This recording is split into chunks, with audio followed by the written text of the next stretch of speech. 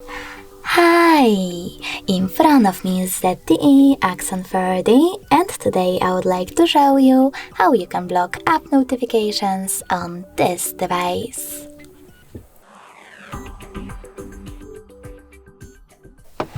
First of all, go into Devices Settings. After that, you need to click on Notification and Status Bar. Then tap on App Settings at the top and click on the switcher next to an app from which you don't want to receive notifications from. I will go with Gmail. As you can see now, all notifications from this app are blocked. If you want to unblock them, just click on the same switcher. You can also click on all apps over here and select one of those options, for example most frequent, to see how many notifications you get each day. If you want to, you can always tap on one of your apps over here as well, and then manage all notifications by selecting this switcher next to all Gmail notifications.